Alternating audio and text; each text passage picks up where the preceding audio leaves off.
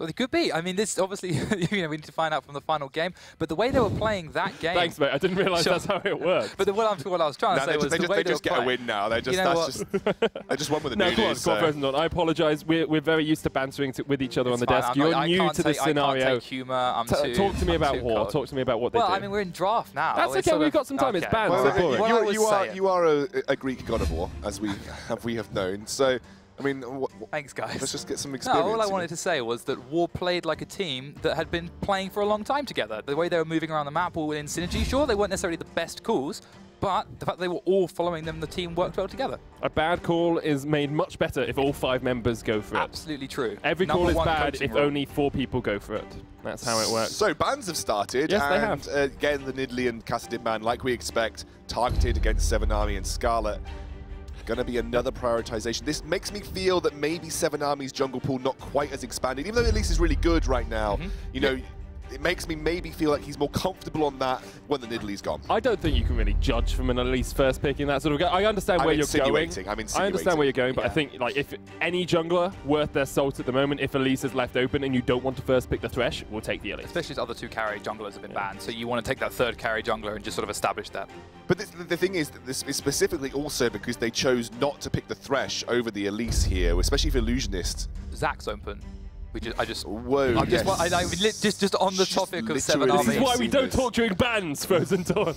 This is why we don't you told me to. It's your desk, as you told. How long do you think it is before Wind and Rain realise? You know, in one of the CSQ games with Eminem, we literally didn't realise that Lulu was open the entire draft, and at the end we were like, oh, somehow this champion, because you just don't expect it. It does happen. It does happen really because does. everyone is so used to not seeing it played. Can, of course, be picked here for Wind and Rain. I would expect it to be here, because if it's not, I think Origin will realise. Yeah, they're like, but they've already taken Elise, so you can still take Nunu now. You don't have to concern yourself with the Zac. At this point, the draft has gone so far You have to think Origin just bans Zac here. It forces a bad ban on second rotation, I think, though. Ban Zac and Nunu? I mean, it's possible, but then you're going to get yourself a strong neutral mid laner that can team fight, such as Ori or something, which sets up the Twitch comp already. I mean, imagine Orianna in War's team comp at the moment, so suddenly it's getting very scary. I mean, War are just saying, let's do more of the same here. The Nunu ban comes out, jungler hasn't been prioritized, so Dan's going to be taken off that. And there's the Cassiopeia ban as well. Let's quickly recap just to make sure we have everything in our places. Elise, Braum, and Xayah picked up here for Origin in that first rotation. It's Thresh, Twitch, and Shen for Wind and Rain. We see a Jax ban and a Cassio ban from Wind and Rain, and then a Nunu from Origin here. Gonna go for the Kha'Zix, so Zac is still free for Wind and Rain if they want it. Dan has only played, I think Dan has only played Nunu and Kha'Zix so far in the Challenger Series, I believe. I mean, there might be something different here. He's also played one Rek'Sai game. One Rek'Sai game. Or Maokai. Maokai jungle. Or Maokai. I mean, you know. Zac is open, and you take Maokai. Feels EU, interesting, man. Feels EU, man.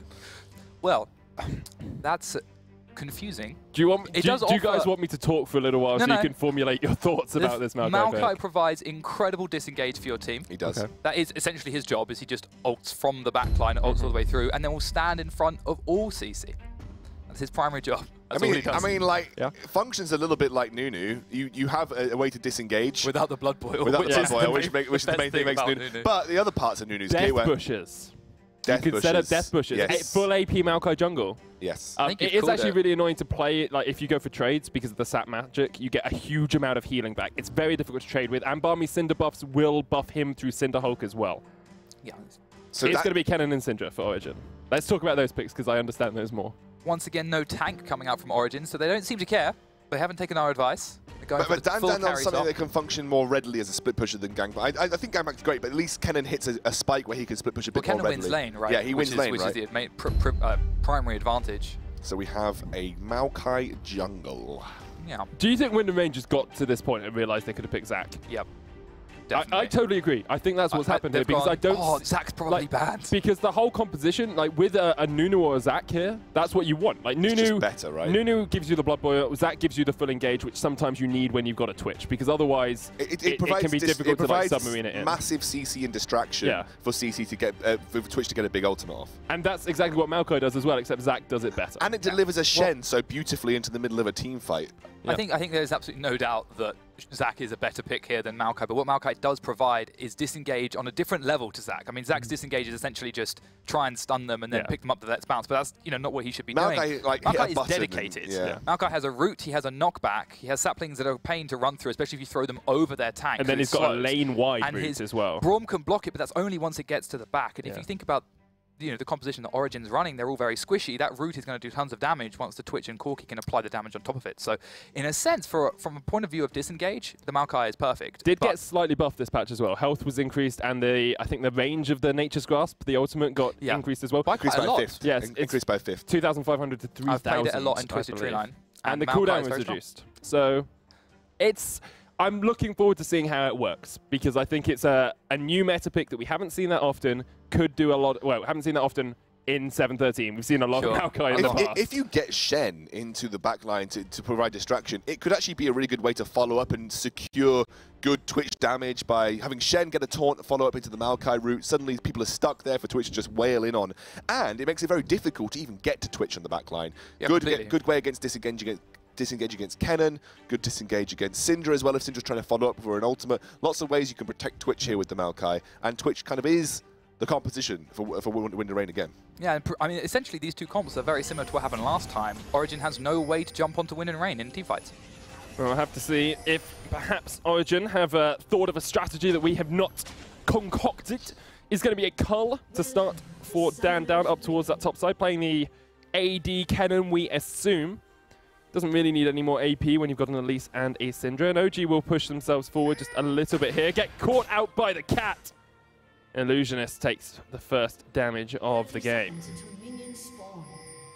We also saw Neon have success on Xayah. The games that Origin did win, Neon did play Xayah. So there is always that for Origin. It's something that he has functioned on well. A small bit of hope. A small little bit of hope. They did get the Xayah Rakan matchup both times, though, when they went for that. And the meta's changed ever so slightly since then as well. We were on 7.12 when they played, and now we're on 7.13. I want to say we were on 7.11 when they played. I believe so. Okay. I believe so. Dan looking for that split push roll once again. A lot of this early game comes down to junglers, you have to think. Elise known for her heavy ganking style. We didn't see that much out of 7 Army in the last game. This time he will need to perform a little bit harder, a little bit stronger in the early game. What I really like about OG this time around is at least there is a tangible way of actually pressuring Twitch. At least there is a That was quite funny. I know. It's just like meows coming out of the bush. At least there's a tangible way of blowing up Twitch on the OG lineup this time round. You have the Syndra point and click blow up Twitch. You have Kennen who can zone him out and also try and get a lower CC onto him. So at least, like we said, tangible way of pressuring Woolite in these team fights, which they didn't really have in the previous time. Lots of peel this time for Twitch though, so yeah, swings and roundabouts. Expect to see a Knight's Vow on the Shen up towards the top side. Usually you build it on your support, but it's actually not great on Thresh because he counts as a ranged champion, so he only gets half of the damage mitigation from it, 6% instead of 12%.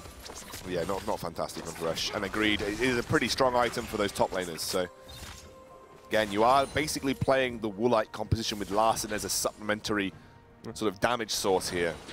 I'm really interested to see how this Maokai jungle functions, though. I've not seen any of it in competitive play, I don't think. Jungle tracking is vital for us early on. I don't actually think it's been played at all competitively as well, so could be that Dan is the first to bring it out. I'll have to have a quick mosey of that. Get our stats team on it. By stats team, I mean me on my laptop off towards the side. It looks like he's heading towards this bot lane. No vision right now for the Origin bot lane, and again, that's one of the areas there was some early advantages picked up for. Here goes AOD. They do spot out Dan as the hook comes out and misses, and he will just wander back. Might be a small brawl over the Rift Scuttler here, though, as it looks like 7 Army is going for it, and he does pick it up as with the smite. Hasn't been played at all in competitive play in Summer Split, so it's from about patch 7.10 or so, ever since his big changes. I mean, he hasn't been playing the jungle for maybe 2 or 3 years. Oh, absolutely ages, but I can't find the exact stats on that. I know he was definitely played in top lane, but... Oh, I think if you hadn't seen Maokai top lane, you've not been watching League of Legends for a long time. Torn up onto Dan in the top side. No jungler there to apply any pressure for the time being. Larssen has taken some harass from Skarlet, tries to answer back with a Phosphorus Bomb. Has got Doran's shield, but a Force of Will connect. Scat of the Week does not, and Scarlet now low on mana. We'll just have to try and regenerate it with that Doran's Ring. Maokai's got pretty solid ganks though. If you combine that with the Shen in top lane, you know you can get the root into the taunt, and then get the max health damage that you can get from the Shen if you manage to get through that sword.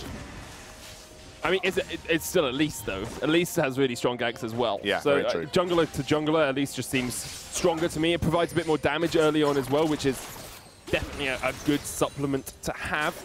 Seven Army is just running straight down the mid lane to try and force out Larssen here, because he knows that Scarlet wants to try and reset this lane. Larssen has got cleanse as well, so if he does get caught up in a cocoon or by a Scatter of the Week, he can cleanse immediately out of that. Dan really struggling to clear these camps right now. I think you kind of expect that. Doesn't manage to smite away from Seven Army. He's always going to be a slow clear, because a lot of his clear relies on, firstly, the Bramble Smash and actually engage in the bottom lane as Woolite. Concussive blows. One more auto would be enough. The hook dodged by Neon, but the concussive blows does fall off, and Woolite and AOD can contaminate this Origin bot lane once again. But coming back to that, Maokai does rely on the saplings to stack up in the bush. You, of course, get them empowered. And the Bramble Smash as well. You don't really have a huge amount of consistent clear in your jungle. A lot of it requires quite complex setup. Slight lead for Dandan in the top lane, about 10 CS or so. Woolite there, unbreakable from Illusionist. The Ignite does come out, AOD. There comes the Blade Caller, stun. Lantern used as well as Woolite does still have the heal. Neon holding on to his as well. Illusionist jumps back in, looking for the staggering blows. There's the heal. Woolite will use his to counter it, and Illusionist and Neon just overstep. There is an Elise scuttling her way down towards this bottom side, though. Woolite and AOD aware. Seven Army just a little bit too late on the gank, and it looks like Dan's actually going to go up towards top, as Dan has to try and flash away. Dan doesn't flash connect, and the cat is not in the cradle for the time being. I don't know what that means, but I was trying to think of quick cat funny pun lines on the fly. Great hook here, but again, they have to be worried about the Twitch. That they do. Woolite does get hooked up. Here's Seven Army, not enough to take out the Twitch as he goes into that ambush invisibility. 2v2 has been so strong from Wind and Rain down there. Perfect bait on the heel as well to bring Illusionist back in, who has died for First Blood both games, by the way. And both of those First Bloods have gone over to Woolite in the bottom. I don't know if the AOD got it with the Ignite last time round, as bit of damage comes down to AOD here. AOD's in an awful position here, because the wave is getting pushed up. There are two members there. Actually going to be able to walk up past Seven Army, because Seven Army was low on mana. But if Seven Army had held the cocoon for a bit of time there, AOD would have probably had to flash it. Lightning Rush has been used. This is a big no flash for Dan either. There's the twisted advance, and there is Dan has got the ult if he wants to use it instead. JWoww flashes in for the kill. 2-0 to War. And again, laning phase has been one of War's strengths. No early, okay, just about to say early rotations, but it is actually War that again bring out another early rotation here. Off the back of that gank, they are looking to basically get pressure onto this tier 1 turret very quickly. They've actually stacked the wave quite nicely this time, but I've got to credit OG with the quick response this time round. They saw it coming. There's no Blood Boil. There is a TP for Dan if he wants to join this up. Makes it a little bit harder for War to actually push this tower. They'll get a bit of chunk onto it. Woolite still only level 5. Larssen pushed back in the mid lane, but once again, Seven Army in this early game has been in position for ganks, but hasn't been able to actually impact the map at all. Not Larssen has to be careful here. Scarlet does have the unleashed power. But there is a Hex Drinker for Larssen, so he knows that it might not be enough damage to finish him off. Good first pickup from Larssen, gives him a little bit of safety going in this laning phase where he has been struggling against the Syndra thus far. Here comes the Shen ultimate. They're trying to get onto Neon. Neon does have flash, will use it. JWoww taunts underneath the tower and just walks his way away. There's the Lantern. Gets himself out, and that's the first stand United used. He might have to teleport down to bot lane here as Dan starts to shove onto that bot lane tier 1. Yes, he will. And again, War don't get a huge amount of that early rotation. They did it, I think, in part due to Seven Army being a pressure threat under the bot lane tier 1, but also in part due to the fact that Neon and Illusionist could have frozen that lane. Another strong taunt from JWoww, has that Tiamat. It was also really well coordinated play with the fact that Dan ganked Dan having burnt his flash, and then they thought that they could get an easy, quick 4-man push onto the OG top lane tier 1, but you do have to credit the Origin bot lane and Neon and Illusionist for making that very, very quick reactionary rotation to protect that top lane tier 1. One problem for War is actually later you get into this game, Neon can make himself untargetable, because in the last game we saw the Kog'Maw getting caught out a couple of times by Woolite going in with the ambush into the spray and pray or the rat-a-tat-tat, depending on which nomenclature you want to use. But here, Neon has the Featherstorm. So as soon as you rat-a-tat-tat, he just ults, and you can't actually catch people. I not only felt that Neon has obviously had a great performance on Xayah, but I also felt that it was actually a precautionary pick into the potential Zac pickup. I felt like that was the way. I think they realized they'd let Zac through, go that far, and they're like, actually, what AD carry functions well into Zac? Well, Xayah does okay, because if you Zac engage, then you can just use your Featherstorm to get out of the tough situations that you can get put in. But still works very well in this composition versus the Maokai. You can use that to get out of the root. Very good against getting out the taunt as well, against getting out the hook. Lots of ways that you can use that ultimate to negate engage potential and damage, as Larssen just has to pop the package to get out of a potential stun. It's felt like he's been behind in this lane, but actually he's doing a very good job of just farming up the minion waves. Yeah, that's like Larssen in a nutshell. It feels like he's behind, but actually he's just farming. Continuously farming for days. War trying to farm themselves a win. They currently sit in fifth spot, sorry, just outside those promotion spots. If they win this, they will overtake Origen and get into that 4th spot. And if PSG lose later today, I'm pretty sure they actually guarantee themselves. Oh no, because Origen have to play up against RB next week. If Origen had won this series, they would have guaranteed themselves a playoff spot. But War at the moment looking like they will take the win. It's actually OG who get first tower, even with the chunk from War earlier on. It was a turret race there, but again, already had the jump. Dan got a bit of work done to that bot lane tier 1 when he got that shove that was forced JWoww to respond quite late, as looks like we're going to see Dan taking the Rift Herald by himself at this point in time, trying to proc that weak spot. He's going to look to trade for the Mountain Drake, which is obviously one of the best Drakes in the game to actually pick up, second to the Infernal Drake. So I always find this a really interesting trade, because what Rift Herald does is it basically guarantees you 1 turret, but Mountain Drake means you have better efficiency at taking turrets throughout the game, but you have to create the situations yourself to make those appropriate. I think with Origen always having a split push style, it makes sense to take the Mountain over the Rift Herald, because you know Dan is going to be trying to get towers anyway. Yeah. And you know that he's going to do well once he picks up that Blade of the Ruined King pretty much all the time into this Shen. So has put a struggle a little bit early, but that's in part due to the pressure that Dan has put on the map. But you know that eventually, once that Blade of the Ruined King picks up, I don't know whether he's going to go towards a Frozen Mallet. Sometimes you do see them go in the side lane, but I doubt it. You know that he's going to have split push pressure versus the Shen. I mean, even Blade of the Ruined King does that for you because of the percentage health-based damage and the fact that you can just use the movement speed bonus to make it very difficult for Shen to catch up to you regardless. Slow early game again from both of these teams. You can tell there's a little bit of tentativeness. Neither team wants to give up too much early on. In fact, it's only about 500 gold between the two of them. And a lot of this comes down to, well, firstly, compositionally, neither of these teams really have an explosive early game. But now is when we start to see Origen's team composition really come online. The Syndra, when she gets 1 or 1.5 items. The Xayah as well, when she gets that Essence Reaver, really start to scale up very strong. And this is where I want to see them take a little bit more impetus, make a bit more of a proactive play, and actually play off the fact that they have an earlier spike than Wind and Rain. Well, I think it harks back to that point that we made earlier, that this time round, OG have a tangible way of blowing up a target. They didn't really have a tangible way last game. It was difficult to make that work. All Syndra needs to do is get a couple of balls on the field and press R. So, you know, it's a lot easier for OG to execute on a target like Larssen or like Woolite, because you have the ability to blow one of those single targets up without actually committing too heavily to a fight. They are going to unleash Harriet down here in the bot lane. They are stacking up as well with Dan. This should be a quick take. Yeah, 4-man stack down towards the bottom lane. That will be a tower for them, their second of the game, and will put them about 1,000 gold in the lead or so. They can push for a little bit more if they want. Harriet still has half of her HP, but OG trying to respond with some pressure down mid of their own. JWoww is there on the flank if he wants to go in. Woolite not knocked back, and he will ambush up. Actually, they won't look for Skarlet here as Dan's coming in with the flank, has the flash. Woolite there. Skarlet tries to flash away the cleanse straight away, but the root comes out as Woolite opens up the big guns. Can't quite get the kill. Dan actually dies.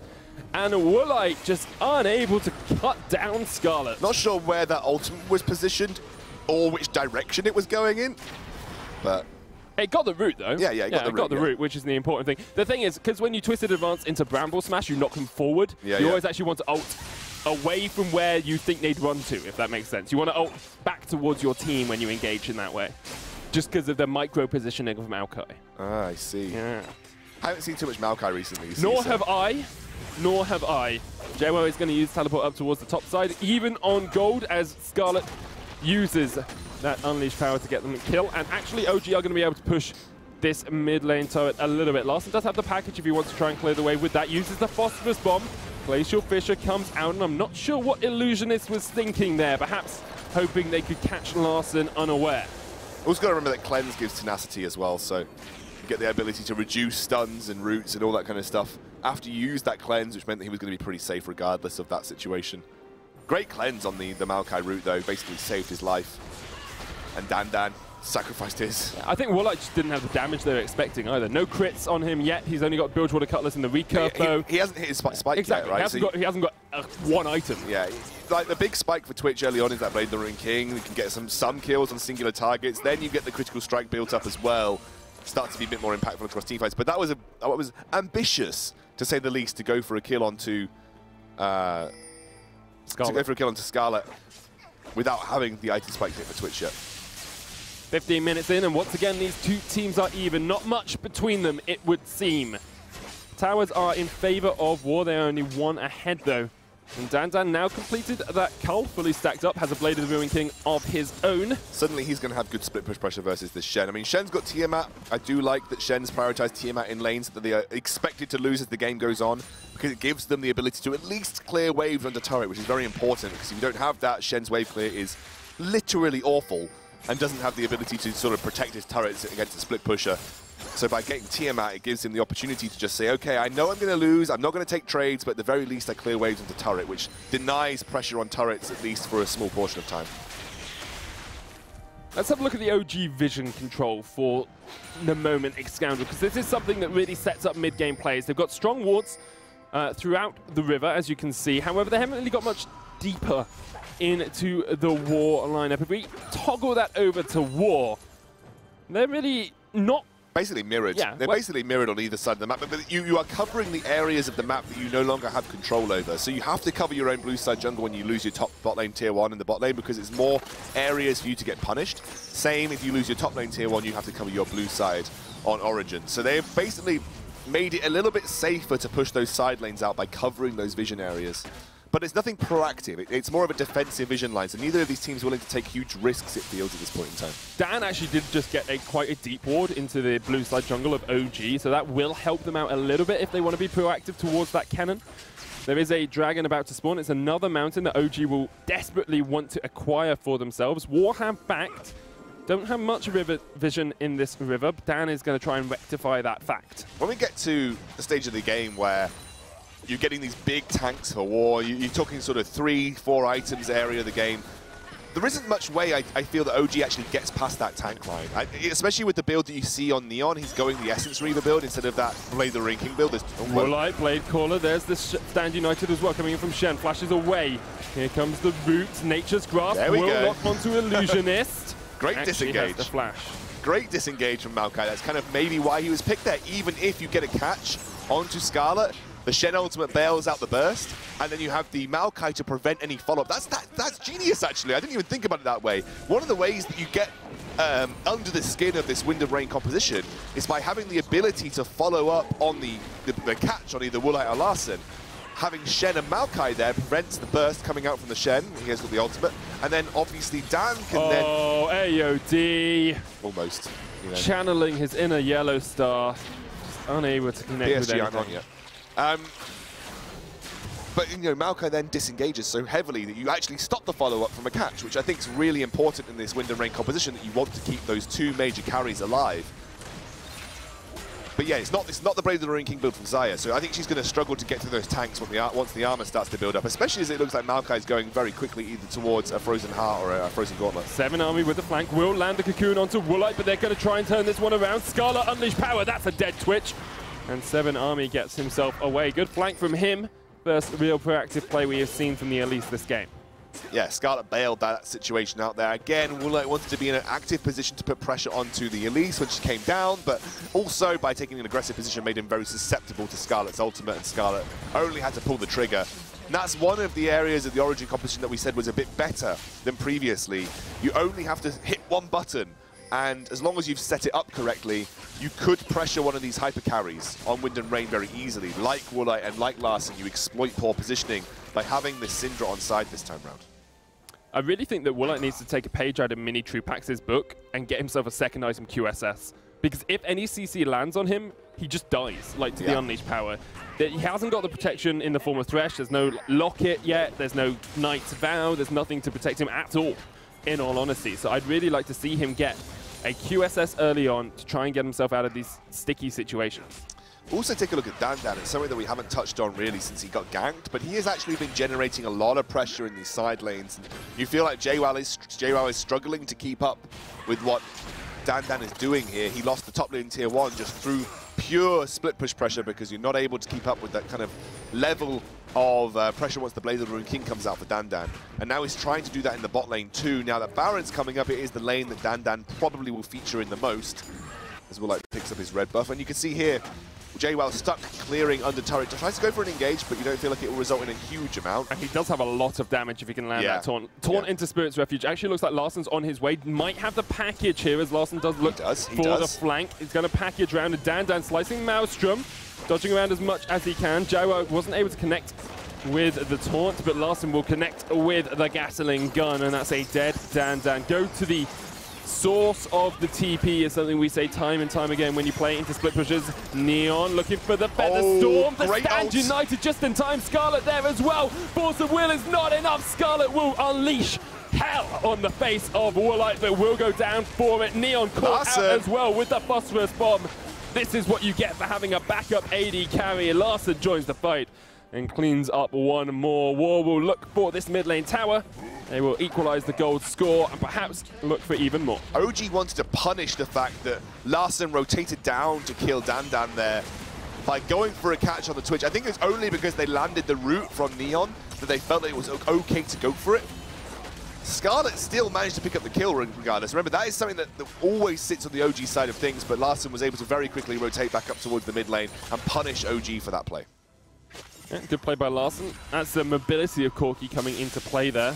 You can kind of 1-3-1 even without teleport because you can just Valkyrie or package towards the fight.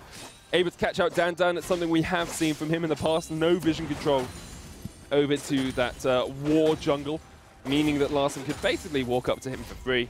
And Dandan didn't respect the fact that someone else may be coming from Wind and Rain. Gold being shoveled here onto Larssen, and we're like, look at the itemization from Syndra as well. It's something that's interesting. I think she realizes how powerful this frontline tanks will be to try and burst through. Picks up the Liandry's here to maybe get some work done on those frontline tanks as this game progresses. Obviously a lot of flat penetration really good for her as well, but gives her that added bonus of being able to burn through some of those tanks. Wit's End as well for Dandan to try and reduce that magic resist so that he can even help the amount of damage from Skarlet. And it's a Cinderhulk, as we'd expect, on Dan alongside a Righteous Glory. It's something we are seeing a little bit more out of these. I got trolled the hell out of where there. You were covering half the screen by pointing. I was pointing to the interesting item. Here comes the Nature's Grasp once again. Does catch onto Skarlet. We're like looking for the flank, unable to connect. It makes sense to get the Righteous Glory. You're running at people as Dandan here. It basically gives them the opportunity to follow up on what is a very, very hard engage to follow up on. It's a very slow creeping engage is the Maokai ultimate. You need the ability to rush down and capitalize on the picks that it makes. So by having Righteous Glory, it does give you that opportunity to just rush in and say, okay, we've made a pick. It might be a good 700 units away from us, but at least we can rush down and go for it. Run towards them. Twisted advance on their face. Lock them down. That's exactly what he wants to do. And we do see we're like getting a Hexdrinker here to try and mitigate some of that Unleashed Power damage. Not getting, it's got the Zeal as well, so he is building up towards some crit, but Hexdrinker will hopefully, for Wind and Rain, stop that burst coming out from Skarlet. Well, it's good mindfulness by Woolite, realizing that this Syndra, it was a good pick into him here, and he is struggling to deal with that Unleashed Power. Realizing he needs it to potentially survive in these teamfights. Couple that with the Shen ultimate, that might be enough to keep him alive in teamfight scenarios. Flat penetration very good into the Hexdrinker though as well, so... It feels very much like Woolite is kind of the distraction in these fights. He's the one who goes in and opens up the guns. And then Larsen's it's like, oh, Larsen's there. He's and the artillery. They're all thinking about Woolite. It's like, oh, we got to kill Woolite. We got to kill Woolite. And then it's like, actually, this Corki, 80% magic damage, Trinity Force, BF Sword, Hex Drinker, Sorcerer's Shoes, stealing away Razor Beaks. He's the one we need to be worried about. Larsen's doing a great job this game, right? Really accelerating beyond where he was at this stage in the game previously. It's his second Mountain Drake for War as well. This will help them with so much. A Twitch and Corki on a Baron buff with second Mountain, on towers with second Mountain. If they get the opportunity to push onto towers, they're going to absolutely crush them. So that is that. Apologies on your screen. That is 2 Drakes picked up by War here. Can't see any just yet. There we are. Production knows what's up. They know what's up. Good check from Larsen. We've seen that catch people out before. If you look at the build from Dandan as well, that literally is a 1 versus 1 split push build. That is Dandan in a nutshell. Another Root Crawler comes out here, generates a little bit of cats. Generates a little bit of cats. Sorry, look, I was looking at it and all I saw... cat, mate. I looked at the ultimate and all I saw was flying cats. That's the first thing I could think to say. I think you should sing that next time. Next time the Nature's Grasp comes out. Actually, no, please God, don't. I've just realized how much that will frustrate me. Baron Vision for War being set up, although Origin have the fast track towards it. If they knew that many people were backing, perhaps they would have decided to go straight for the Baron, but we are just going to get a pause. I'm sure this will get sorted out very quickly, as it always does. What do you think about the game state at the moment, Frozen Dawn, that you're back with us? Well, I'm ready for my one sentence. Yeah, you've got, mate, you have. This is like your interjection of brilliance, is what I'm going to call it. Oh, wow. Frozen Dawn, interjection of brilliance. Let's go. Now it's been hyped up. I can't handle that. I mean, that's too much pressure. But no, I think War is currently playing their comp exactly how it needs to be played. You know, they've got a double hypercarry comp. They're playing relatively slowly, but just kiting back as they need to. You know, waiting patiently. Origin's going in, forcing a little bit too hard, and then they're being turned on by the power of Maokai ult. I'm going to change the name. Interjection of... Yeah, okay, sure. X-Scoundrel. Wow. Way to crush my confidence. It was good bit of the new guy, come on, man. We've got to give him a bit of... So what does Origin do then to play into this War hypercarry comp? The problem for me is I think now they've boxed themselves into Dandan winning in a side lane because they obviously aren't going to win in a team fight now. Dandan's not built for team fights. I mean, Kennen in the side lane doesn't usually build for team fights, but he is built specifically to 1v1 Shen. So the best way that you win now as OG is you say, well, clear waves. Clear waves, don't get into awkward situations, and Dandan somehow split pushes his way to a victory. We're back onto the side. I mean, you don't have to go just yet, Frozen. Yeah, you can say something more. Give us your final. I was just gonna say that it's possible for OG to win a team fight if they were to flank. Yeah. If that Kennen comes in with the TP from behind and then Syndra flashes forward to blow up someone, that is essentially like the only way they can win a team fight. Oh, 7 Army. That was an interesting flash. Well, he's just making sure 7 Army can't get away, and he will die, and this will be Baron for War. They can start that one straight up. Thank you very much for your interjection of intrigue there, Frozen Dawn. I like that way of phrasing it. The interjection of intrigue. They're going to start up the Baron, and this is all on OG to try and stop it. We've seen a Baron steal already today. Oh, won't great happen flash now. engage! The taunt comes out, slicing Maelstrom used as well. Illusionist tries to put up the walls. Neon doing a lot of damage. Actually, he's going to catch out JWoww, but cannot take them down. Dandan does have another flank position here. He hasn't got the slicing Maelstrom. Here come the Nature's Grasps. Dandan not going to jump the wall, and this will be all 5 members of War perhaps getting out with the Baron. Dandan there, AOD with the shield will stop OG in their tracks. I think Frozen Dawn was entirely correct when it comes to how you teamfight here for OG. It's got to be using poor vision control from War and exploiting poor positioning from Twitch, but we've seen Woolite make very few mistakes on that front so far. I worry for OG now. Now with the Baron, War can just 5-man barrel a lane. And we're getting to the point where once Locket the Iron Solari comes out for the Maokai, that's going to be very difficult to burst through that. You're getting to the point where Shen's going to tank so much damage. Dandan doing what Dandan does best, though, taking a bad situation and turning it into a split push. Looks like AOD actually might be going for the Knight's Vow in this combination as well. So that's it's interesting to see him decide to go for that instead of having it on JWoww, but JWoww building a little bit better to split push into Dandan rather than just building so that he can Dandan's help out here. His team. I mean, that was a big commit by War to go up towards the top lane to pressure Dandan, but he's out. I've been the entire time we've been casting X-Scoundrel, I've been trying to work out a way to get Dan squared as a pun in here, because you've got Dan on one team and then you have Dan squared who's Dandan on the other team. And when you said they OG boxed themselves in, I was like, that's a great square pun, but I couldn't work it out. And I want to say it because people need to understand this is what my mind does for the majority of casting. It's just like, listen to Excalibur rant about insignificant things. How do I get Dan squared into a Exactly, though, but how do you get it in? Because if you could, that's like the epitome of pun right there. There was an opportunity with box. Yeah. Okay. Frozen Dawn is gesticulating me wildly. You should write it down on a bit of paper like Mate, look, you do for Excalibur. AOG has the box ultimate. Yeah, Dan boxed. Dan boxed in the... Nah, I think it's too complex to try and work it in, but I just wanted people to know that is what I was thinking about while you guys were talking about the interjection of intrigue. You could have made a Dan versus Dan. Dan Cube, but that would be Dan. Yeah, exactly. Dan versus Dan, it's Dan Cubes. Yeah, see, that would work, but that hasn't happened. Or you could have Dan and Dan locked in Threshbox and say, well, it's Dan Cube now. Yeah, it would work. Illusionist is the one to get caught out with the Nature's Grasp. Root lands onto 7 Army as well. Glacial Fissure, Dan looking for the flank. Is going to be able to get Woolite out. Just about survived through with that unleashed power. Dan not able to join the fight. Dan on the front line knocks him back with the Bramble. Smash Dan there though. Flash away from AOD. And Dan trying to act like a spy, trying to commit some subterfuge. It's like, no, it's only one Dan. It's just being repeated by accident. I'm on your side. Maokai not tanky enough yet to kind of be this big front line that can soak all the damage necessary. One more item on Maokai, maybe he'll achieve that status, and I think he'll be in a fairly comfortable situation. But War do need to respect the burst damage coming out from OG, and the fact that they've got consistent output from Neon as well. War have Baron here. Like, they just lost the fight when they had Baron. Yeah, they were trying to push onto towers. They could be at the losing end, the negative side of a Baron power play here if they don't buck up their ideas. Looks like they're going to put JWoww in the bot lane pushing with it, but Dan's going to be able to push things back out in the top lane, doing like he has done all game. Got to give credit to Dan. He has been flanking in these team fights where necessary to try and either alleviate or capitalize on an OG move. Credit to Neon as well. He's and Illusionist. Illusionist after a bad game 1, I think we can all agree. And a bad start to this game has had a much better game 2. Neon has been on point with his Featherstorms, keeping himself safe. Has got a few good Blade Caller stuns off, or roots. And actually, Woolite's going to ambush in here, perhaps trying to catch out Skarlet. We've seen this go badly for them once before. Woolite into the bush. Skarlet flashes away.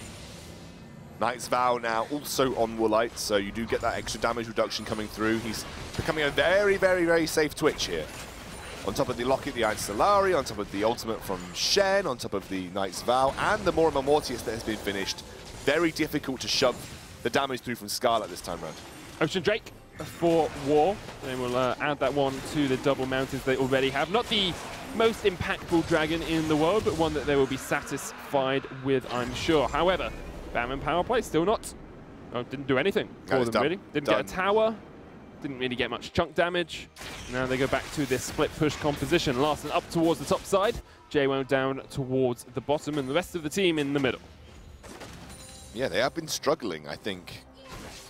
Hitting the point in the game where Twitch is going to get towards big item spikes. He has had to go more on Mortius, so it does limit maybe some of the damage output he would have had going a traditional Twitch build, but it's still a pretty good item in terms of flat AD that it provides. He's still a powerhouse, you know, Twitch at this point. And actually, we need to look over to Larssen. He's working towards his Infinity Edge. Once he hits that, that is a Larssen that will hit like a truck, especially with the static Shiv on board too. Skarlet's still very powerful as well. They're at 3-1-1. Liandry's, Ludens, Morello. Probably going Void Staff next as well, just to try and punch through that front line. Punch through is the perfect way of describing it, actually, because they realize how impactful these tanks could be at soaking damage that they really want to land onto Woolite and Larssen. So if you have the ability to shred the tanks as quickly as you could shred those backliners, it makes it that much more effective. Whoa, whoa, straight onto a minion. Glacial Fissure comes in. Here's the slicing motion from Dan. That's a dead Woolite. Neon will get the kill. Now he's going to try and Featherstorm off towards the side. Keeps himself away from JWoww. Concussive blows will land, but here's Dan. The heal. Neon somehow still alive. Eventually taken down. Look at this front line. But JWoww and Dan just frontlining for days. They'll take 2. Larssen joins the fray. Gets himself 1. Off towards the backside of the fight. AOD does get taken out as well. Dan and 7 Army. Flash taunt there. Dan caught up by JWoww. And is getting boxed in this top lane. Dan squared up to War and was unable to fight them. He did it! He did it! He got it in! Thank you very much. Oh, thinking about that one, and nicely flowed as well, Medic. But I think what's really important to note there is how hard it was for the OG lineup to actually deal with these tanks now, and Shen does a deceptive amount of damage. With all the health behind even the Titanic Hydra, the percentage health damage that he brings to the table as well, you really have to respect what Shen can do in teamfights, and there just wasn't the way to burst through these big health targets that are soaking damage like crazy right now. And Woolite died right at the start of that fight as well. Now has himself a QSS, even harder to kill. Larssen did so much work in that fight. This is going to be Baron for Wind and Rain. You have to think perhaps the chance to close out this game. Double Mountain Drake makes this Baron go down so quickly. Dan, a massive teamfight control tool, has just not there. Dead. Couldn't teleport in to try and provide a sort of a pressure, and now another Baron goes over. And it's up to War to make better use of it this time round, Medic. I mean, they've actually hit big item spikes. Like I said, Infinity Edge is a big one for Larssen. 7 Army waiting to catch Woolite or Larssen out here. It's looking for the engagement, just gets chased off. Half health straight away. Woolite still has that spray and pray. JWoww is actually going to push out mid as Dan is down in that bottom lane. Has a static shift for his own. Yeah, I'd like to see War play this slowly with JWoww pushing in the mid lane. Here's the Root Cooler. Nature's Grasp will come out and just force them off the tower. Close enough. There's the Invincible. Root Cooler. Is Ivern. Yes, it is. Yes, it is. I just, for some reason, getting confused. It's okay, though, because Nature's Grasp is a weird name for a skill, especially when it's made of cats. What would you call that? Pet cooler. Meowcher's Grasp? I don't know, yeah. Cat fights. Cat slaps. Cat slaps. Paw Grasp. Paw Grasp. Claws of Doom. Anyway, they finally actually get a turret off the back of the Baron there. And that was nicely played. It was slow. Dan used that to zone them out. It's something that we didn't talk about with the Maokai ultimate. It is a zoning tool in its own right. You don't want to get caught up by it. So using Nature's Grasp to push people away from turrets kind of does a job that an Orianna Bull would do, for instance, kind of forces people away from an area of the map that you don't want to get caught in. War are going to just go down towards the bottom lane here, using this Baron to get all of those tier 2 towers. Dan so tanky in that front line now on the Maokai, at home in the forest. And they still keep JWoww in mid. It should be another tower for War. No real contest from OG. And Hook from AOD lands onto a Spider lane. And this is all War have to do now. Just like slowly siege up, keep that gold lead extending bit by bit. 6,000 ahead now.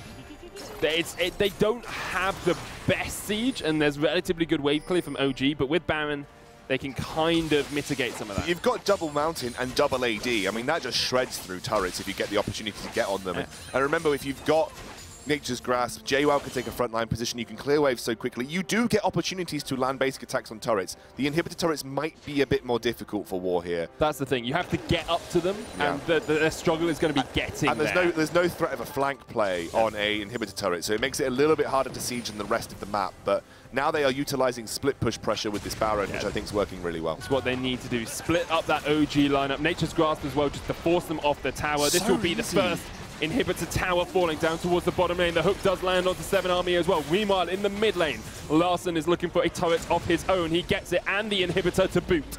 War open up the base of OG, and there's nothing Origin can do about it. Now, twice we have seen Nature's Grasp single-handedly bring about a tower kill. And with the next Drake up in 15 seconds, it will be the Elder Drake. We are past 35 minutes. It's another area where OG have to respond, and Dan doesn't want to respond to these situations. He's not built to respond to these situations. Even that, it's just not in his nature. It's not the way Dan plays League of Legends. Exactly. In my day, we stood in the top lane, and we continued to push until either all the inhibitors were down, or we had a defeat screen on our monitor. And this is a great way for Wind and Rain to punish the fact that they've got a good teamfight composition compared to OG. OG have got a very specific set of circumstances that make teamfights work for them. So the way that you traditionally bring a teamfight composition into play is by forcing objectives that require the enemy to respond to. Baron and Elder Dragon are 2 of those objectives. Wind and Rain have got away with them for free right now, so they get those big hitting objectives with very little contest, which gives them the win regardless. How on earth do you fight an Elder Drake's Twitch and Corki? You don't. I think with a frontline tank. Yeah, you just can't. And OG realize that. They back away. They lose their second inhibitor. War might actually just try and close onto Larssen here. JY's going to TP all the way up towards top lane. Sorry, onto Dan here. JY's going to TP all the way up towards top lane. Bring that wave with him. Baron buff has just fallen off War, but still an unstoppable force it would seem in this game. Corki rockets with Elder Dragon are disgusting, by the way, yes. just so you know. Yes, they are. You wait for, if a good Rat-a-tat-tat lands, that is pure hell, pure filth to watch. Right, something has been summoned out of the... And this is a free tower because Nature's Grasp is up again. Well, it's used a little bit early, perhaps. 3,000 range is... I didn't realize how far 3,000 range was. Very far. 6,000 range, not 3,000 range. My mistake. We're going to get that inhibitor as well as War look to close it on. So its refuge does come out. And they just have to wait for the next minion wave. They don't even need to wait for that. They have to wait for Woolite just to ambush forward. He's going with Spray and Pray forward onto Illusionist. The Stand United came out as well as Scarlet unleashed some power. But at the moment, it's looking more like 50 volts than 2,200. And here comes Dandan. He's going to try and slice through the enemy team. Does get a great mouse up in the midst of 5, but just can't do anything. Woolite's still alive. Larssen gets another kill. The taunt onto Neon. Knocked airborne, knocked down. Does get one in response, but it's not going to be enough. OG fall once again. War closing it out. They will go 2-0 up over OG, and they will keep their playoff hopes alive.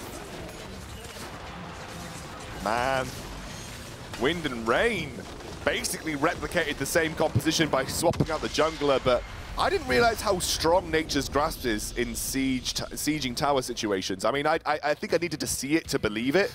I definitely saw it, and now I definitely believe it. That was pretty